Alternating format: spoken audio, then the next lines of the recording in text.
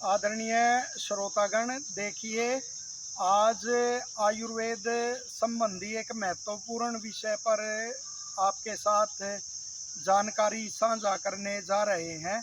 और जैसा कि हमने संकल्प लिया था कि विशिष्ट जानकारी ही उपलब्ध कराएंगे सरल शब्दों में, तो आज जो अश्मरी रोग है, पथरी जिसे कहते हैं आम बोलचाल की भाषा में, उसका बड़ा प्रकोप देखने में आता है और बड़ा कष्टदायक रोग है। और आयुर्वेद में लिखा हुआ है, यदि इसकी उपेक्षा की जाए तो यम के समान यह मारक होता है। इसमें जो शूल होती है, पीड़ा होती है, वह भी बहुत भयंकर होती है। तो क्या रोग है, किस कारण से होता है और क्या क्या इसका खान पान संबंधी क्या पथ्य है, क्या अपथ्य है, तो उस विषय में जानकारी साझा करेंगे। क्योंकि रोग की जानकारी जब हो जाती है तो उससे बचने के भी फिर हम उपाय करते हैं, और यदि रोग हो जाए तो भी उससे निवृत्त होना फिर आसान रहता है। तो आयुर्वेद के ऋषि कहते हैं अश्मरातिथि अश्मरी, के जिसकी रचना पत्थर के समान होती है, तो उसी आधार पर उन्होंने इसका नाम अश्मरी रोग का रखा। और पथरी फिर इसको इसलिए कहते हैं क्योंकि पत्थर के समान इसकी रचना होती है।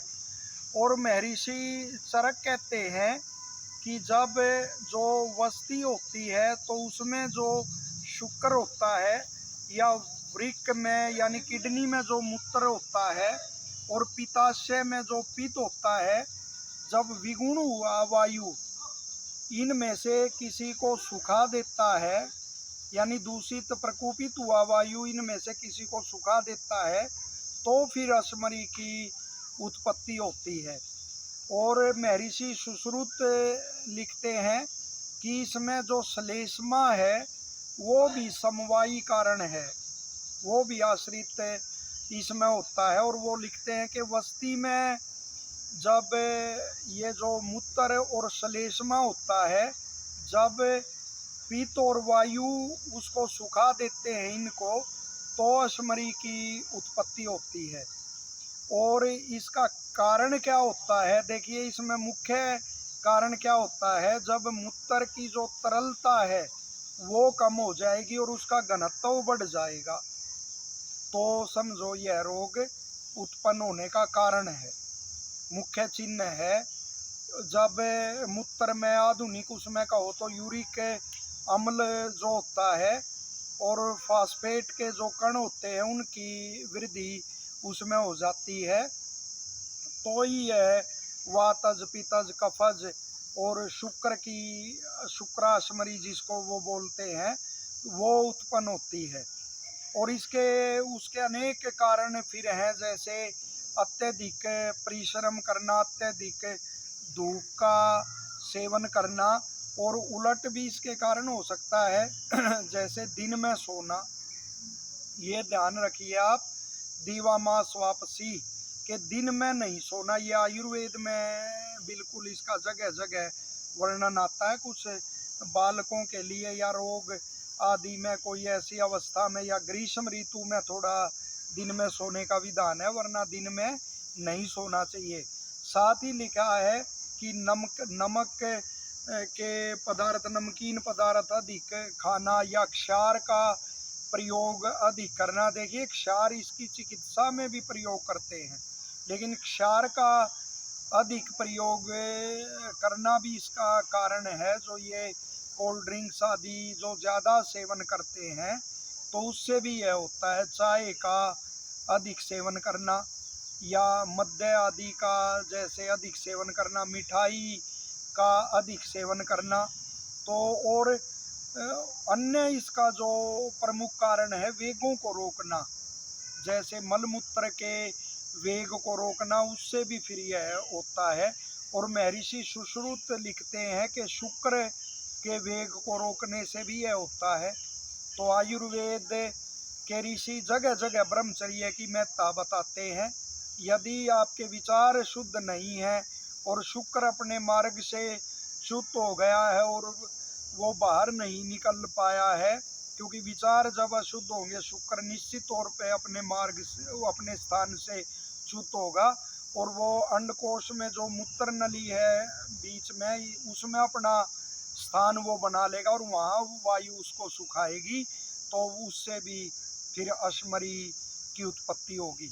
और पूर्व रूप इसमें यही होते हैं कि मूत्राशय में भारीपन होगा, मूत्र निकलने में वो थोड़ा सा वो होगा, कठिनाई होगी, और अरुचि भी भोजन में हो सकती है, जबर आदि भी हो सकते हैं। तो वातज जो अश्मरी है उसका जो मुख्य चिन्ह है वह शूल यानी भयंकर पीड़ा होगी। पेडू के स्थान में जो नाभि और गुदा के बीच में जितना भी स्थान है वहाँ भयंकर पीड़ा आपको होगी। और साथ ही यदि पित्तज अश्मरी है तो उसमें दाहा और जलन और ज्वर आदि का वो प्रतीति होती है, और साथ ही कफज है तो वहाँ उस स्थान पर भारीपन होता है और चिकनापन सा महसूस होता है। तो ये इनके लक्षण है और उसी के अनुसार फिर उपचार करना चाहिए। जैसे वातज अश्मरी है तो उसमें वन बंटा, कंटकारी, गोखरू है और ताल मखाना की जड़ है, तो इनको किसी द्रव्य विशेष के साथ इनका प्रयोग कराते हैं। और जो पित्तज है उसमें कुश काश यानी डाब और ईंख की जड़ है, धान की जड़ है, तो उनके वो क्वाथ से जो ये है अपना ककड़ी खीरा के बीज, इनके कल्क बना के और उसका द्रव्य विशेष से फिर प्रयोग कराते हैं। और इसी तरह कफज जो है उसमें कूट का और देवदारू का, गोखरू का, ऐसे उनका प्रयोग कराते हैं। और इसमें जैसे अपामार्ग का, सभी में अपामार्ग का क्षार है और यवक्षार है और अपना और केला का क्षार है, तो उनका भी भेड़ के मूत्र के साथ, वो पलाश का क्षार है तो उनका भेड़ के मूत्र के साथ प्रयोग करवाया जाता है। हमने पहले भी बताया कैसे आयुर्वेद प्रकृति के संरक्षण के साथ जुड़ा हुआ है, तो भेड़ का मूत्र इसमें उपयोगी रहता है। ऐसे ही कुलथ की जो दाल होती है उसका उपयोग करवाया जाता है। और ऋषियों की वो देखिए बुद्धि का विस्तार, कि जैसे हींग अदरक को ऐसे एक ही उसमें हम एक सी प्रवृत्ति में हम लेते हैं, लेकिन इसमें हींग की मनाही है, अदरक का प्रयोग कर सकते हैं, तेल की मनाही है, घृत का प्रयोग करवा जाता है।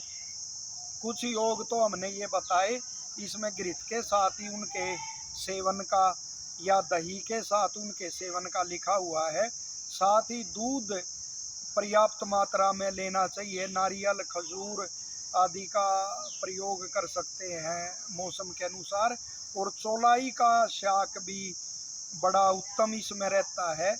और आम प्रचलन में आप देखिए कि कितना एक ऋषियों का एक सिद्धांत कितना प्रचलन में है, जो पाषाण भेद होता है उसका नाम ही पाषाण भेद है, यानी पाषाण पत्थर को भेद देने वाला, जिसको पत्थर चट कहते हैं, यानी पत्थर को जो चट कर जाए तो बड़ी वो आम मिलता है।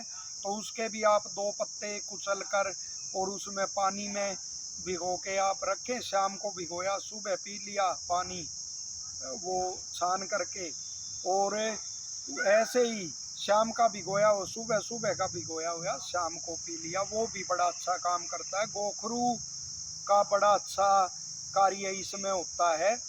और साथ ही अनेक वो आयुर्वेद के जो वैद्य हैं और प्रशिक्षित वैद्य हैं, तो वो अनेक उनका रसों का, भस्मों का भी इसमें प्रयोग करते हैं, वो योग भी हैं।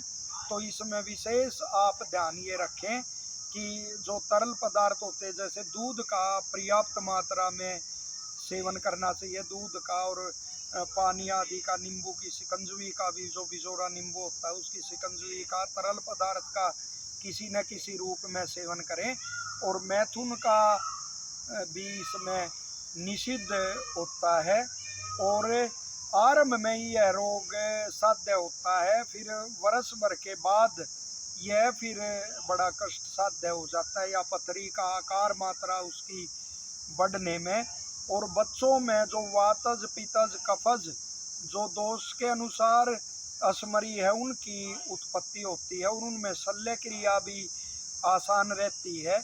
और जो वयस्क हो जाते हैं उनमें शुक्राशमरी की ही ज़्यादा वो अधिक उत्पत्ति होती है, और शल्य क्रिया भी फिर बड़ी कठिन हो जाती है, क्योंकि